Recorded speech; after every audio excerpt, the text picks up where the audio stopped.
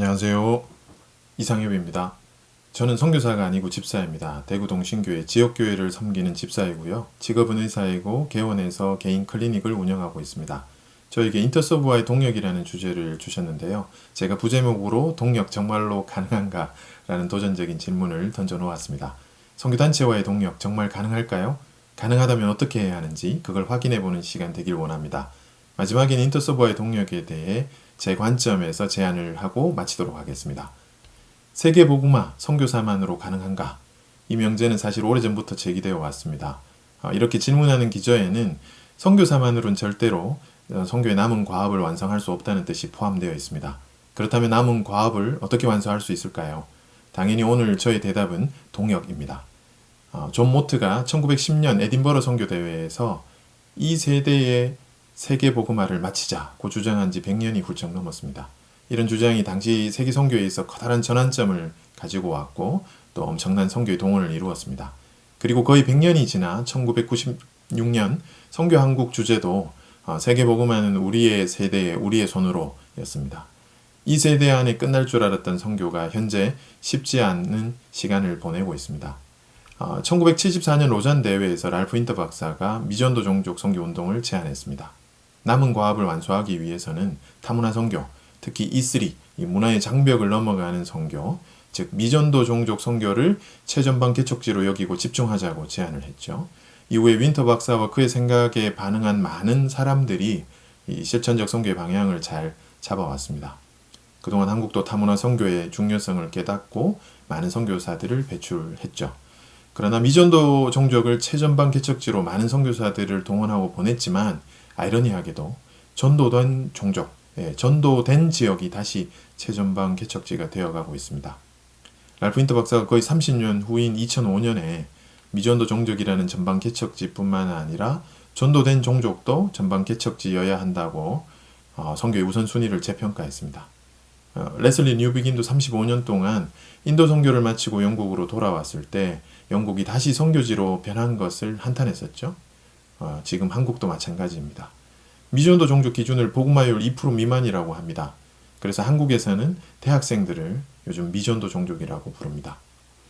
이 세대 안에 끝날 줄 알았던 선교가 어떻게 보면 진보가 없었던 것은 아니지만 하나님은 여전히 일하고 계십니다. 그러나 여전히 어려운 곳이 많아 보이기도 합니다. 세계 복음화 어떻게 해야 할까요? 제가 말씀드리고 싶은 요지는 선교사만의 선교로는 충분하지 않다는 것입니다. 더 이상 선교사를 보내지 말자는 이야기도 아닙니다. 지난 50년 동안 한국은 선교사를 보내는 것에 집중했다면 또 선교사들은 자신들의 선교만 생각했다면 이제는 비선교사의 선교 사명을 회복하고 선교사와 비선교사의 협력이 강화되어야 한다는, 즉 동력을 이루어야 한다는 것을 말씀드리고 있는 것입니다. 크리스토퍼 라이트가 말한 모든 것이 선교라면 모든 것이 선교다라는 명제는 지금 시대의 선교의 모습이며 비선교사인 우리가 추구해야 할 선교의 사명을 이야기하는 것이죠. 그렇다면 어떻게 선교사와 비선교사가 동력할 수 있을까요? 비선교사, 즉 지역교회는 어떻게 선교단체와 동력할 수 있을까요? 선교사는 선교사만으로 남은 과업을 완수할 수 없다는 것을 인식해야 하고 동력을 요청해야 합니다. 추수할 곳은 많은데 일꾼이 부족합니다. 따라서 비선교사는 선교사에게 책임을 전가할 것이 아니라 스스로 선교적 사명을 회복해야 합니다. 과거에는 미전도 종족이 거기 있었기 때문에 누군가는 우리를 대표해서 그곳으로 가야 했지만 현재는 모든 곳에서 모든 곳으로 오고 가는 선교의 시대로 이 비선교사의 선교적 사명을 회복하고 선교적 삶이 일어나야 합니다. 비선교사의 선교적 사명은 무엇일까요? 단순히 선교사를 보내고 기도하고 재정 후원하는 것을 넘어 그들과 동역하는 것, 즉 함께 일하는 것입니다. 그렇다면 어떻게 함께 일할 수 있을까요? 이제 제가 경험한 세 가지 이야기를 좀 해보도록 하겠습니다. 저는 인터서브를 통해 램스, Life as Mission School을 경험했습니다. 어떻게 우리의 삶이 하나님의 선교가 되는지 이 프로그램을 통해 또 크리스토퍼 라이트의 하백선, 하나님 백성의 선교라는 이 책을 통해 배웠습니다. 그리고 나서 저는 램스의 의료인 버전인 Hospital as Mission School, 함스라고 의료인 후배들과 함께 함스 모임을 만들었습니다. 2년 동안 매주 퇴근 후 저희 병원에 모여서 우리의 삶이 의료사회에서 어떻게 하나님의 선교가 되는지 한 10권의 책을 통해 연구하고 배우고 서로 나누고 좋은 모델을 찾고 실천하는 모임을 진행했습니다. 이 모임이 후에 재생산되어서요, 대구 지역의 함스 모임으로 또 부산 지역에서 그리고 서울에서 재생산되어서 진행되었습니다. 지금도 이 램스에 대한 무브먼트는 계속 진행 중으로 우리를 보내신 의료사회라는 공적 광장에서 하나님의 선교로 나타나고 있습니다. 두 번째 경험은 지역교회의 선교 자원 동원에 관한 이야기입니다. 저는 선교를 정말 열정적으로 하려는 지역교회의 선교회를 섬기고 있는데요. 저희 교회 선교회의 고민 중에 하나가 청년들은 많은데 다음 세대에 보낼 선교사, 이 선교 자원들이 보이지 않는다는 것이었습니다. 선교사를 외부에서 영입해서 파송하고 내부적으로 길러내는 것이 안 되는 상황이었습니다. 사실 저는 내부적으로 좋은 자원이 없는 것이 아니라고 생각했기 때문에 헌신자를 발굴하는 프로젝트를 선교회에 제안했습니다. 제가 한 20유닛을 선착순으로 받을 거라고 했더니 장로님이 웃으시더라고요. 20유닛이나 나오겠냐고. 또 하나 문제는 발굴한 선교 자원을 어떻게 도울 거냐라는 것이 문제였습니다. 그래서 제가 한국에서 건강한 선교단체 5곳의 리더십을 통해서 이들을 멘토링하는 프로그램을 제안했고, 정말 감사하게도 5개 선교단체의 리더십들이 대구로 직접 내려오셔서 헌신자 비전 캠프를 통해 멘토링을 해주셨습니다. 사실 이 프로젝트를 하면서 저도 정말 놀랬고요. 또 교회 선교의 장로님들 그리고 선교단체의 리더십 선교사님들도 다 놀랬습니다. 엘리야가 하나님 앞에서 오직 나만 남았다고 한탄했을 때 하나님께서 바알에게 무릎 꿇지 않은 7천을 남겨두셨다고 말씀하시는 장면이 떠올랐습니다. 그렇게 해서 첫 번째 헌신자 비전 캠프를 경험하고 나서 다음 해에는 대구 지역 여러 교회가 연합해서 대구 지역 전체를 대상으로 헌신자 비전 캠프를 진행하게 되었습니다. 극동방송에 광고도 하고 선착순 60유닛을 대상으로 5개 선교단체가 멘토링해 주었습니다. 이때도 60유닛이나 있을까 했지만 선착순으로 마감해야 했었습니다. 일회성으로 끝나는 것이 아쉬워서 참석한 선교 헌신자들이 관심을 가지는 선교단체와 연결시켜주는 작업을 진행했었는데요. 안타깝게도 4개 선교단체 선교사님들은 후속 모임을 진행하지 않으셨는데 인터서브 송기태 부대표님께서 인터서브에 관심 있는 청년들을 대상으로 후속 모임을 진행해 주셨습니다. 그 모임이 2019년부터 지금까지 SNS라는 모임으로 이어져 오고 있습니다. Senders and Sents, 보내고 보냄받은 자들이라는 청년 선교 그룹이 대구에 생겨났습니다. 처음 이 인원으로 시작된 모임이 이렇게 늘어났습니다. 이 모임 안에서 선교사로 보냄을 받은 가정도 있고 또 각자의 직장이라는 공적 광장에 보내심을 받았다는 것을 깨닫고 자신의 삶을 하나님의 선교를 실천하고 있는 그런 모습들로 살아가고 있습니다. 이 모임을 하나님께서 어떻게 하실지 정말 기대가 됩니다. 비즈니스에 관심 있는 청년들, 특수교사로서 장애인들에게 관심 있는 청년들, 그리고 선교적 과정에 대한 고민들, 아주 다양한 모습의 삶들 속에 하나님의 선교가 담겨 있습니다. 제가 몇 년째 청년들과 모임하면서 느끼는 것 중에 하나는요, 이들 안의 잠재력입니다. 타문화 경험들, 또 서로 리딩하고 가르치고 도전받는 모습 속에서 오히려 제가 도움을 주는 것이 아니라 상호 배움 속에 있다는 것을 깨닫게 되었습니다.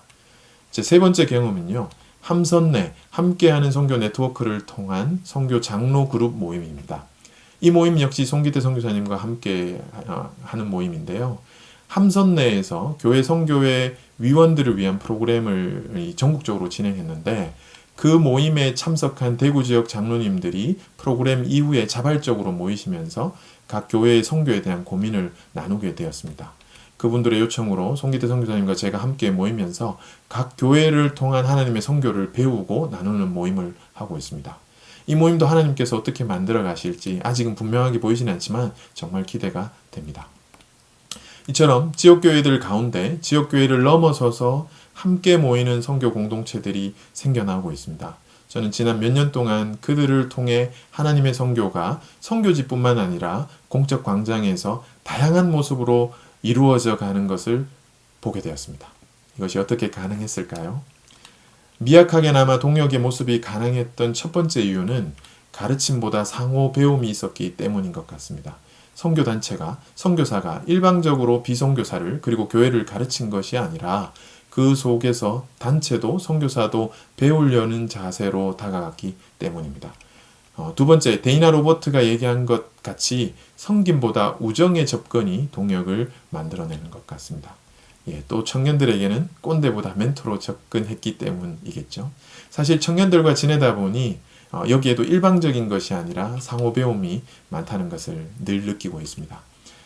이제 마지막으로 인터서브와의 동역에 대해서 이야기해 보겠습니다. 인터서브는 동역할 수 있는 단체인가요? 많은 지역교회가 선교단체에게 이런 질문을 합니다. 선교단체 입장에서는 당연하다고 대답할지 모르지만 글쎄요. 저는 생각보다 지역교회와 선교단체가 연합하여 함께 일하는 것을 그렇게 자주 목격하지 못했습니다. 교회는 지역교회 이름으로, 단체는 단체 이름으로 일하길 원하고요. 또 선교사들 중심으로 일하길 원하지 비선교사와 지역교회와 그렇게 잘 협력하는 것을 본 적이 없습니다. 그런데 인터서브는 좀 다른가요? 예, 인터서브가 올해 정관을 개정하고 조직의 구조를 바꾸었습니다. 조직의 의사결정 구조, 즉 거버넌스 구조를 선교사 중심에서 선교사와 비선교사가 함께하는 구조로 바꾸었습니다. 파트너와 펠로우가 인터서브를 이루는 두 축이 되었습니다. 사실 저는 이런 것을 본 적이 없습니다. 저는 인터서브 외에 두 개의 선교단체에서 이사로 섬기고 있지만 이사임에도 불구하고 정회원은 아닙니다. 인터서브 공동체의 이런 변화는 정말이지 혁명적이고요. 획기적이라고 저는 생각합니다. 미래의 선교 공동체가 어떻게 가야 할지 그것을 오랫동안 고민하고 선교사만의 선교가 아닌 모든 하나님의 백성의 선교를 추구하는 공동체로 그 조직을 바꾸었다는 것입니다. 물론 이제 시작이고요. 또 이런 공동체가 어떤 하나님의 선교를 그리게 될진 아무도 모를 겁니다. 숲이 숲을 건강하게 한다는 공동체 지론을 아마도 조셈 대표님이 이야기하셨겠지만 인터서브가 추구하는 공동체는 건강한 숲을 만드는 것입니다. 건강한 선교적 생태계를 만드는 것이지요. 그런데 그 숲이 인터서브 안에서 있지 않아도 된다는 것이지요. 오히려 지역의 선교적 생태계, 이 미셔널 에콜로지에 맞는 그런 숲들은요. 지역교회와 공적 광장 속에서 이루어져야 하겠죠. 제가 경험한 공동체, 램스, SNS, 선교 장로 모임은 전부 로컬에서 이루어져 가고 있는 것이죠. 가끔은 제가 인터서브 내부인인지 외부인인지 또 이것이 인터서브의 일인지 교회의 일인지 구분이 안 될 때가 있습니다. 저와 함께하는 청년들도 그들이 인터서브인지 아닌지 관심이 없습니다. 그저 선교사와 우정을 나누고 같이 배우고 함께하니 좋습니다.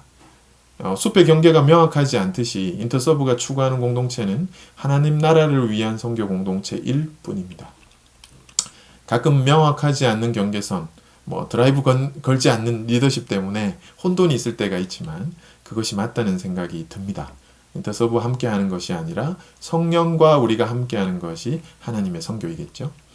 이런 점에서 인터서브가 좋은 선교의 플랫폼이 될 것이라고 저는 확신합니다. 교회라는 숲과 선교단체라는 숲이 만나고 선교사와 비선교사가 만나고 바울과 바울의 동역자들이 만나고 파트너와 펠로우가 만나는 그런 선교는 상호 배움과 상호 존중에서 시작되어 다양한 협력의 모습으로 나아가게 될 것입니다. 저는 목사님들은 선교적 목양을 하고 선교사님들은 목양적 선교를 하면 좋겠다는 생각을 늘 가지고 있습니다. 저는 한국에서 가장 보수적인 대구라는 곳에서 지역교회와 인터서브를 섬기는 비선교사, 선교하는 집사로서 지금 이렇게 얘기하고 있는데요. 여러분들, 이 디아스포라이신 여러분들에게 정말 배우고 싶습니다. 기회가 되면 꼭 인터서브에서 만나게 되길 소망합니다. 인터서브라는 플랫폼이 우리를 상호 배움의 자리로 나아가게 할 수 있을 것이란 기대를 해봅니다. 파트너와 펠로우, 그리고 경계를 넘어 지역교회와 디아스포라로 확장되기를 기대합니다. 이것이 하나님의 선교에서 이 시대에 우리가 추구해야 할 선교의 좋은 모델이 아닌가 그렇게 제안해 봅니다. 감사합니다. 지금까지 선교하는 의사 이상엽이었습니다.